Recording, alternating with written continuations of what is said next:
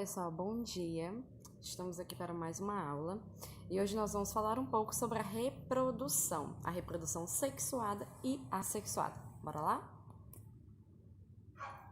Bom, pessoal, antes de mais nada, é muito importante salientar que não é porque o comércio está reabrindo e a vida está voltando aos poucos ao normal, é que você pode estar saindo, fazendo reuniões e tudo mais, certo? Todo cuidado é pouco, o coronavírus não foi embora, não desapareceu, então vamos continuar nos cuidando, vamos prestar atenção nas formas de transmissão, que protegendo a si mesmo, nós protegemos também a nossa família e as pessoas que estão ao nosso redor, ok? Bom, pessoal, para começar o nosso assunto de hoje, nós vamos falar um pouco sobre as características da reprodução sexuada em animais, certo? Bom, a grande diferença entre reprodução assexuada e a reprodução sexuada é a seguinte: o prefixo a na biologia tem significado de não.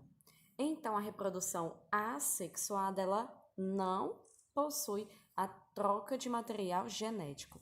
Já na reprodução sexuada, nós temos a união do material da união de gametas com o espermatozoide e o óvulo, certo? O grande ponto forte e o grande benefício que a reprodução sexuada pode nos trazer é a variabilidade genética. Tia, não entendi o que é isso. Bom, pessoal, a variabilidade genética, ela é a responsável por você, por mim, sermos diferentes dos nossos pais, ok? Então, nós temos características oriundas dos nossos pais, mas não somos um clone deles.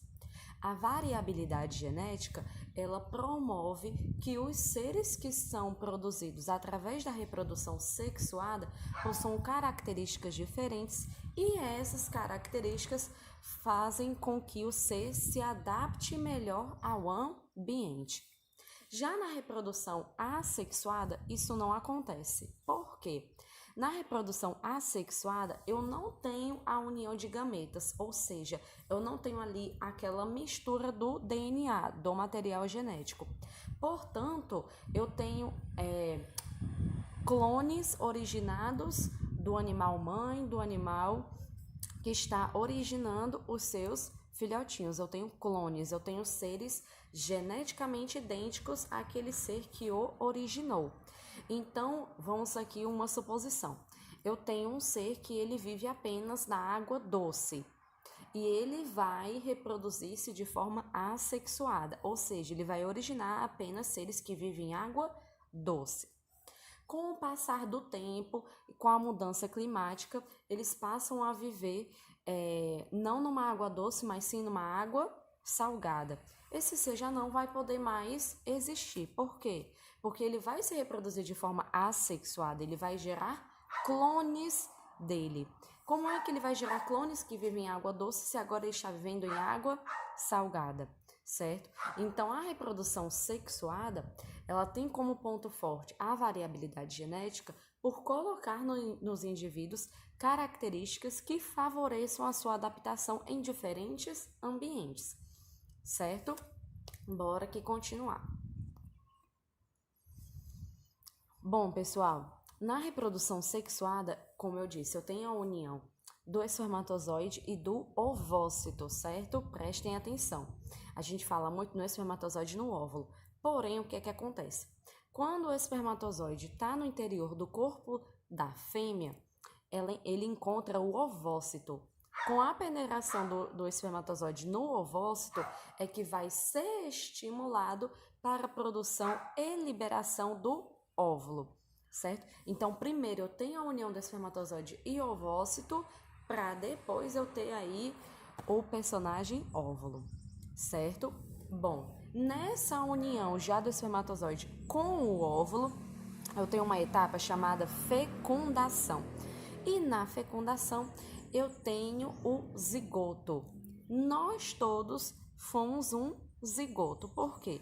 Porque nós todos fomos aquele ser microscópico que, passando por sucessivas divisões celulares, quero ver se vocês lembram qual é a divisão celular. Mitose ou meiose?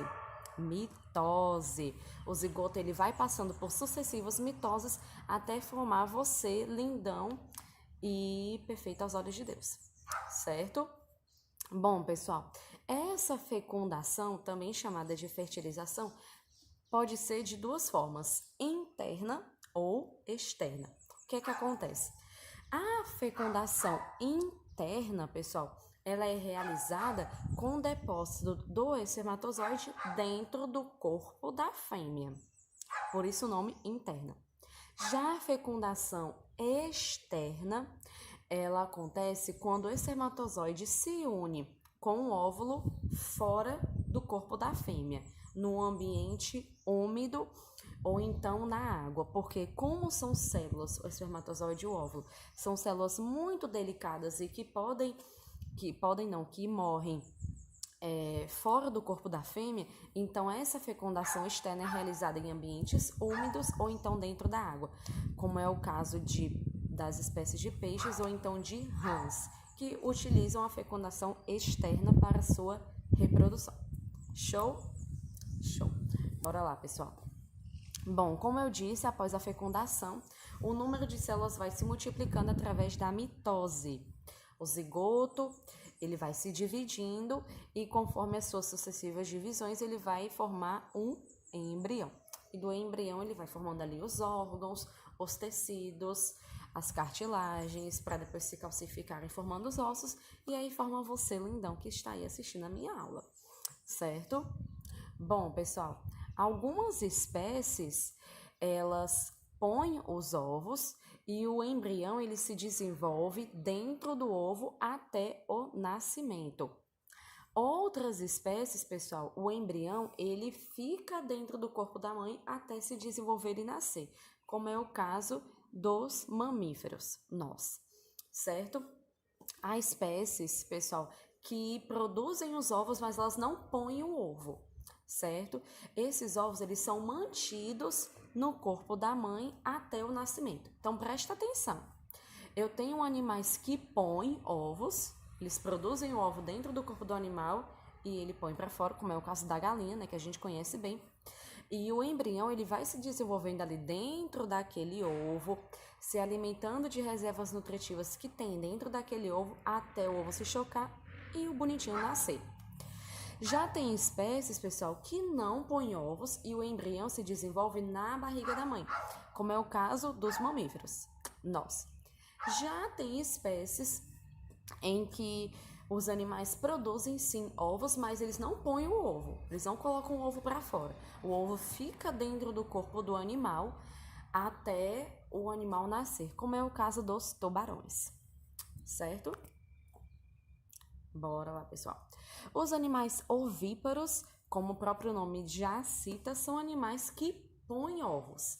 Eles geram o ovo dentro do corpo da mãe e também põem o ovo para fora. Animais ovíparos. Dentro do ovo, como eu disse anteriormente, existe uma reserva nutritiva em que o animal ele vai se alimentando dessa reserva, certo? Pessoal, uma coisa interessante. A casca do ovo é forte o suficiente para permitir que não haja a passagem de água e o embrião não fique desidratado. Porém, ela tem uma estrutura que permite a troca de gases, permite a entrada do oxigênio e a liberação do gás carbônico para que o embrião respire. Olha aí que interessante, certo? Aqui nós temos alguns exemplos de animais ovíparos, ok? Nós também temos animais vivíparos. Os animais vivíparos são aqueles que não geram ovos e que o embrião vai se desenvolver dentro do corpo de mamãe, certo? Dentro do corpo da fêmea, ok? No corpo da fêmea existe uma estrutura, um órgão chamado útero, certo? Interessante lembrar, pessoal, que nos seres humanos o útero ele só tem função quando a mulher engravida, certo? Enquanto a mulher não engravida, o seu útero tá aí, lindo e maravilhoso. Ele só vai ter uma função realmente quando a mulher engravida, certo? Então, continuando aqui. No útero, o embrião vai se desenvolver e ele vai formar uma bolsa denominada placenta. Essa placenta é que vai nutrir, que vai proteger contra agressões externas o embrião, certo? Bora aqui continuar. Nós já temos os animais ovovíparos, que é a junção, né, do ovíparo com o vivíparo. O que acontece? Os animais ovovíparos são aqueles que geram o ovo, porém o ovo fica dentro do corpo do animal até que ele saia, certo? Olha aí que interessante. Ficam vários ovinhos ali dentro do corpo do animal até que ele saia. A nutrição do embrião, ela também é gerada pelo ovo. Dentro do ovo tem reservas nutritivas que vão nutrir ali o embrião. Então, a mãe vai guardar o embrião, aqueles ovos com o embrião, apenas para proteger contra fatores externos, certo? Mas a reserva nutritiva vai vindo do próprio ovo, ok? Como exemplos desses animais ovovíparos, nós temos os cavalos marinhos, que o animal, a espécie do cavalo marinho, a geração do cavalo marinho que guarda o embrião é a masculina, certo? Nós também temos os tubarões, que são animais ovovíparos, ok? Bora lá continuar. Bom, pessoal, como eu disse lá no início, nós também temos, além da reprodução sexuada, a reprodução assexuada. Pessoal, a reprodução assexuada, ela não envolve os gametas feminino e masculino.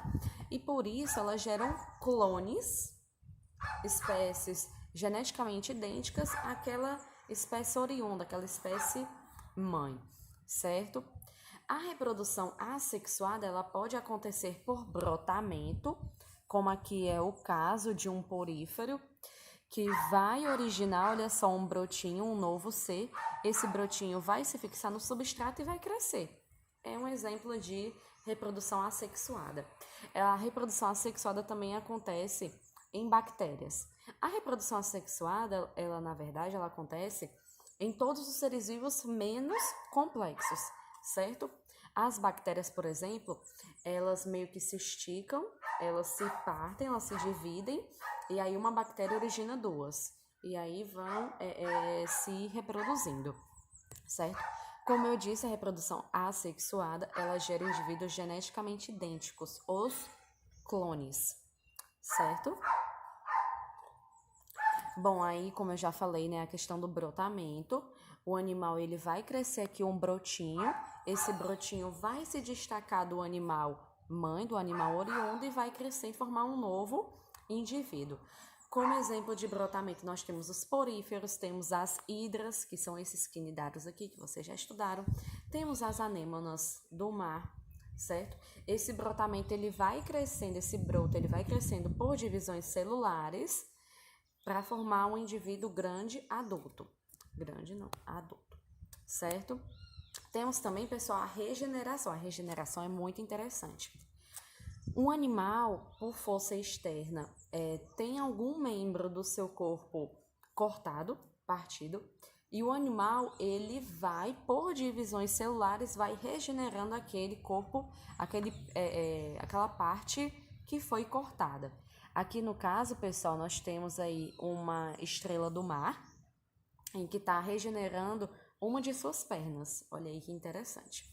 Aqui no caso, nós temos as planárias, exemplos de platelmintos, olha só, que foram cortadas, e cada uma parte dessas foi se regenerando, formando uma nova planária. Ok? Olha aí que interessante.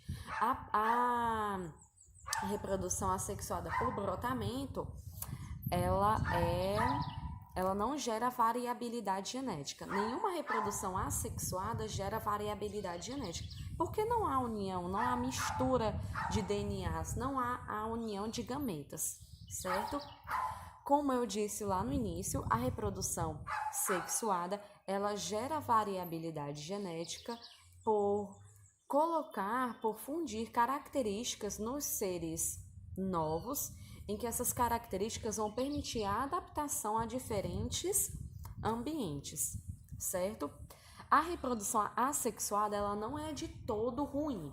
Ela tem as suas vantagens, como ela vai povoar um ambiente rapidamente, certo? Porque ela não vai ter aquela energia para produzir gametas, para encontrar o seu par ideal, a tampa da sua panela, a metade da sua laranja, para se acasalar. Então, os seres que se reproduzem de forma assexuada, eles têm essas vantagens de povoar ali o ambiente de forma mais rápida, certo? Porém, eles não possuem essa questão da variabilidade genética, as características que fazem os seres se adaptarem, certo? Bom, como eu disse, a reprodução sexuada ela tem a vantagem. Bom, então como a reprodução sexuada ela vai provocar variabilidade genética, colocando nos novos seres características que permitem a eles se adaptar a diferentes ambientes, é uma característica que vai proporcionar a evolução das espécies, certo? Então, a grande biodiversidade que nós temos atualmente é proporcionada pela evolução das espécies, gerada através da reprodução sexuada pela variabilidade genética, certo? Aí, pessoal, nós temos um quadro bem explicativo, bem objetivo, sobre as vantagens e desvantagens da reprodução assexuada e da sexuada, como já foi dito durante todo o vídeo, certo? Bom, pessoal, essa foi a nossa aula de hoje. Eu espero que vocês tenham gostado. Qualquer dúvida, tirem com o professor aí no privado e até a próxima aula. Tchau, tchau!